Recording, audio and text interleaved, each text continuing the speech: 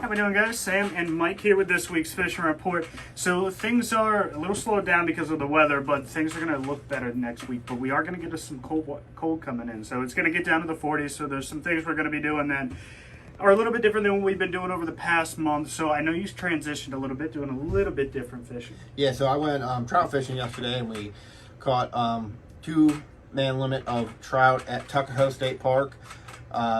If you sign up for DNR's trout stocking email, they will email you every time they stock. There are some places locally as well as up in Western Maryland. I know PG County, there's quite a few places, Calvert Cliffs, Tuckahoe, things like that.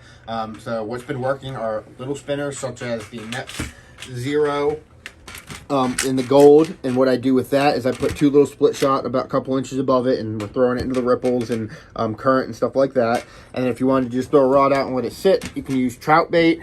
These are my 2 favorites. This is the Extra Scent Sparkle multicolor, and then the natural Trout Bait here. It floats, so... And to keep it on the hook, you're going to want to use one of these tiny little ×2 treble hooks, size 12. You get 3 of them in a pack, come with a leader already. And then you're going to rig it just like a fish finder rig, essentially. So you're going to put this at a little egg sinker. I like to use either 1/4 or 1/8 ounce, depending on where I'm fishing. I will run my line through that. I will tie it to a tiny little snap swivel here, and then I'll snap that snap right on the loop here of this leader. And then you got just basically, this can free float, or your line can go in and out. And this will sit on the bottom, and the trout bait will float, so it will come up off the ground, so the trout will find it. So you can do either one, depends on what your fishing preference is, but that's been doing really well. So as far as trout fishing goes, it's a great way to get the kids out there and do something besides perch fishing. They're still fun to catch, but also it's not the most difficult thing in the world. So, and they are delicious to eat. Yeah, that as well. So there's many things you can do out there. You know what I'm doing this time of the year? Pickerel. Pickerel fishing. You love your pickles. There's all sorts of baits that you can use for them. 4-inch paddle tails. These size 3 Mepps are a great option. But more so than lures is location. Most of what we're going to be seeing is going to be in the upper parts of the river systems, in the creeks, areas like that. The Magothy, the Severn, those are always going to produce for you. If you're looking to change it up a little bit, there's plenty of them to be caught in the Patapsco. That's a great spot for them. But if you're looking for those true giants, you got to go to those mill ponds on the shore. Oh, that's where you're going to find those big ones. Johnson's Ponds, Unicorn. There's a couple other ones over there that all hold big pickerel. So, and bait, you can't go wrong with a big old bull minnow on a yeah. bobber. Yeah, it's a great way to do it, especially if you're floating around your kayak. Toss one of those out, and then while you're throwing lures, you keep kind of 2 different, see what they're really going after.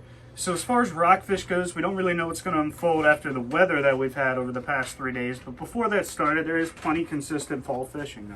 Pretty big size fish, and there's still fish to be caught over at the bridge. I know that was hot a couple of weeks ago. Definitely jigging at the bridge, topwater on the eastern and western rock piles, and topwater in general in the mouths of the creeks and in the rivers have been doing really well. River systems have been good. I know the chop tank has been really productive for a lot of people. What I've heard is mouth of chop tank, Eastern Bay, things like that. A lot of birds still. So if you find the birds, you typically find fish. Right now, this is the time of year where if you find the birds, you find a little bit bigger fish, which is nice. It's not, there's still going to be some of those really dink-sized rockfish mixed in, but you're going to find a little bit bigger, better grade of fish. But don't hesitate to run south all the time. If you're up here north of the bay, there's still plenty of fish to be caught. They're not really keyed in anywhere. These fish move a lot this time of the year chasing that bait. So be prepared to chase birds. And there's going to be times where you're just not going to see any birds. So that's when we're going to start pulling out the navionics and looking for those depth changes, things like that. And that 20 to 35 foot range is typically where guys are going to go.